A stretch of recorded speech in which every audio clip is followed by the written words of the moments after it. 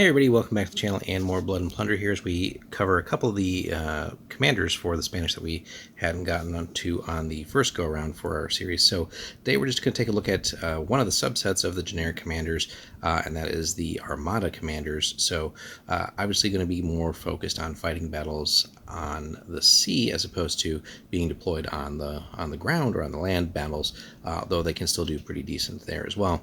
So as always with the generic commanders, we're making a choice between all the way from untested to seasoned, and it's really a question of cost, but also factoring in, how much command range do we want, how many command points, and what we get in the way of special abilities. So let's jump right in. Untested, of course, great for small games because there is no point cost, right?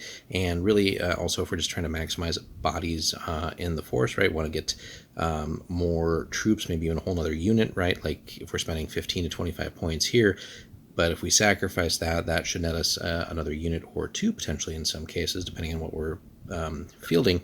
So that can be a concept as well. Now this one can lead the Armada de Barlovento force. That's kind of across the board there.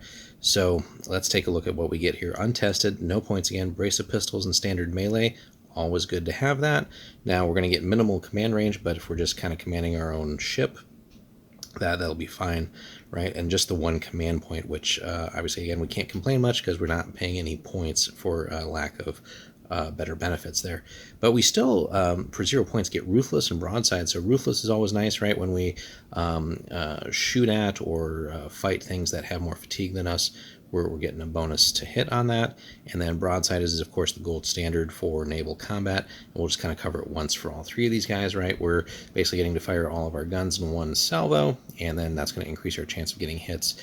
And when we're fighting against enemy ships, of course, right, we want to certainly damage the enemy vessel and gradually just cause so much damage that it's going to sink. But crits are a great way to go, and also just debilitate them from maybe returning fire and otherwise just giving them other problems to deal with, like fires, floods, damaging the rigging, steering, etc. There's just so many cool things we can do. So, and progressively piling on the crits is going to make them less effective in general anyway. So really good stuff there for 0 points, right? We know why we want to take that. Experience is kind of the middle road, right? Probably one of the more common ones that we're going to take. So decent sized games here. Again, same loadout, but we're going to double the command range and double the command points, which is pretty solid for paying those 15 points, right? And then on top of it, we're going to get Inspiring, which we've covered many times as well. Again, one of the gold standard special rules really to have, right? It's going to make those command points that much more valuable in keeping us in the fight. So again, really nothing to complain about there. Well worth the 15-point investment, especially when we're doubling up on, again, command range, and then also that second very useful command point. So always fun to have there.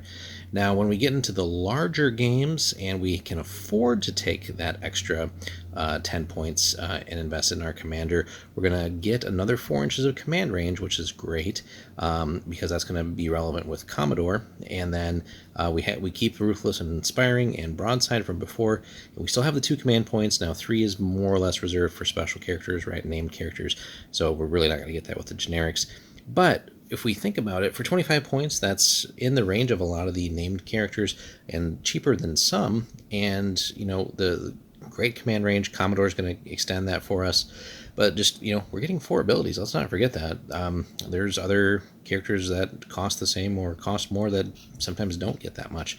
Now, they might have other special things going on, but in general, yeah, we really can't complain. This is, again, going to be for those medium to large games, though, but for 25 points, we're going to get a really good return on our investment here.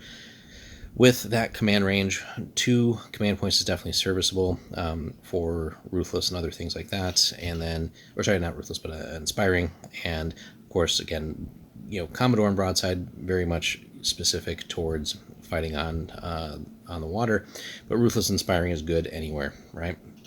So all in all, a fantastic combination there of abilities, like we said. So the Armada commanders are definitely quite good for the generics. Let us know what you tend to favor and what kind of point range you tend to make that decision on which path to go for.